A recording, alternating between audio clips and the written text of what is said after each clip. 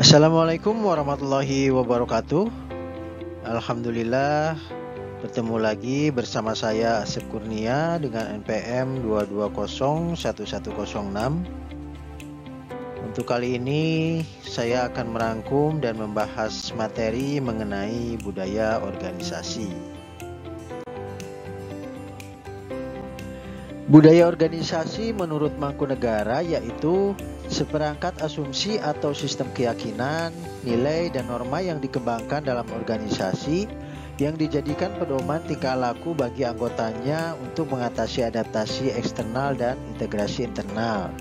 Maka dari itu, budaya organisasi sangat berperan penting dalam membentuk identitas, tujuan, dan cara kerja suatu organisasi. Hofstede menggunakan 4 nilai untuk membedakan budaya antara suatu bangsa dengan bangsa lain, yaitu yang pertama, jarak kekuasaan. Dimensi ini menggambarkan sejauh mana anggota suatu budaya menerima dan mempertahankan ketidaksetaraan dalam distribusi kekuasaan. Yang kedua, dimensi individualisme versus kolektivisme. Dimensi ini menggambarkan sejauh mana individu dalam suatu budaya cenderung memprioritaskan kepentingan pribadi atau kepentingan kelompok. Yang ketiga, maskulinitas versus femininitas. Dimensi ini mengacu pada pemisahan peran gender dalam suatu budaya. Dan yang keempat, yaitu penolakan terhadap ketidakpastian. Dimensi ini menggambarkan sejauh mana anggota suatu budaya merasa tidak nyaman atau cemas dalam menghadapi situasi yang tidak terstruktur, tidak pasti, atau beresiko. Nilai budaya sendiri memiliki 2 dimensi, yaitu yang pertama yaitu kandungan atau konten. Dimensi ini mengacu pada nilai-nilai budaya yang berbeda yang dipegang oleh suatu bangsa atau kelompok. Nilai-nilai budaya dapat mencakup aspek seperti kebebasan individu, keseimbangan kehidupan kerja, keberagaman, kerjasama, kehormatan, dan sebagainya. Dan yang kedua yaitu dimensi kekuatan atau strength. Dimensi ini mengacu pada sejauh mana nilai-nilai budaya tersebut dianut dan dijunjung tinggi oleh anggota masyarakat. Kekuatan nilai budaya dapat bervariasi dari lemah hingga kuat.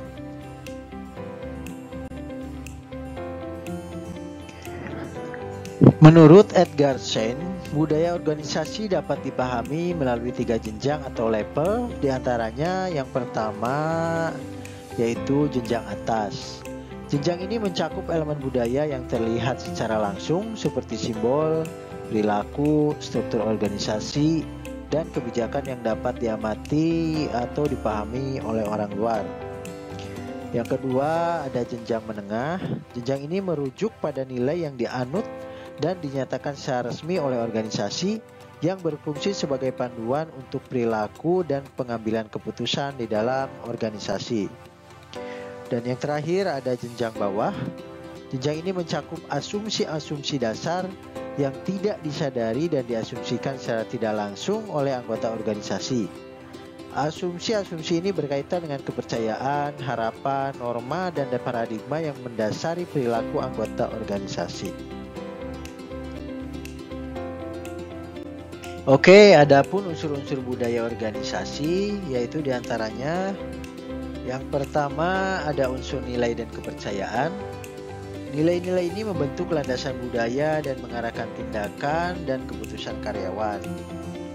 Yang kedua ada norma-norma. Norma-norma ini meliputi etika kerja, kedisiplinan, tanggung jawab, dan kerjasama antar departemen atau divisi. Yang ketiga ada unsur simbol-simbol. Simbol ini menjadi representasi budaya dan memberikan identitas kepada anggota organisasi. Yang keempat ada unsur cerita dan mitos. Organisasi biasanya memiliki kisah-kisah dan mitos-mitos yang diteruskan dari generasi ke generasi. Cerita-cerita ini memperkuat budaya organisasi dan mempengaruhi persepsi karyawan terhadap nilai-nilai dan tujuan organisasi. Dan yang terakhir ada unsur tata nilai. Tata nilai ini mencakup keunggulan, inovasi, pelayanan pelanggan, atau nilai-nilai lain yang menjadi fokus organisasi. Budaya organisasi yang kuat dan positif memiliki banyak manfaat yang dapat mempengaruhi kesuksesan dan kinerja suatu organisasi. Dan berikut beberapa manfaat dari budaya organisasi yang baik, diantaranya yang pertama, memberikan arah dan konsistensi dalam perilaku dan keputusan di seluruh organisasi. Yang kedua, dapat meningkatkan motivasi karyawan dan kepuasan kerja. Yang ketiga, mendorong kolaborasi dan memperkuat kerjasama antar departemen atau divisi. Dan yang terakhir, memberikan ruang bagi karyawan untuk berpikir di luar batas-batas dan mengusulkan solusi baru. Dan ini ada beberapa tips atau cara untuk membentuk dan mempertahankan budaya organisasi. Di antaranya yang pertama, pemimpin organisasi harus menjadi contoh dan mendorong nilai-nilai budaya yang diinginkan. Mereka harus terlibat aktif dalam membentuk budaya dan menyampaikan pesan yang konsisten.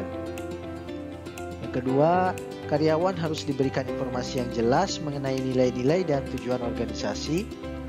Yang ketiga, memilih karyawan yang sesuai dengan nilai-nilai dan budaya organisasi supaya bisa menjaga kesesuaian dan konsistensi budaya. Yang keempat, menerapkan sistem penghargaan yang adil dan transparan yang dapat memperkuat budaya organisasi dan memotivasi karyawan untuk mencapai hasil yang baik. Selanjutnya, mengadakan pelatihan dan pengembangan untuk karyawan supaya bisa memahami nilai budaya yang diinginkan dan meningkatkan kemampuan yang relevan. Dan secara teratur, organisasi perlu mengevaluasi budaya untuk melihat apakah budaya tersebut masih relevan dan efektif. Jika ditemukan kelemahan, perbaikan dapat dilakukan untuk memperbaiki budaya.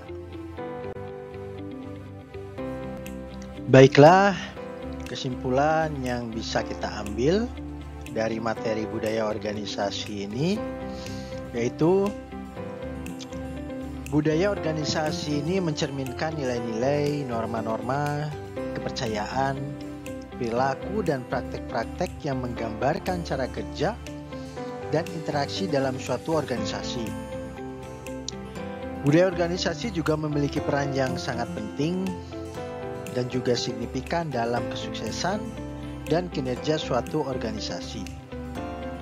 Dengan memahami dan mengembangkan budaya organisasi yang positif, organisasi dapat menciptakan lingkungan kerja yang memotivasi, kolaboratif, inovatif, serta mampu beradaptasi dengan perubahan.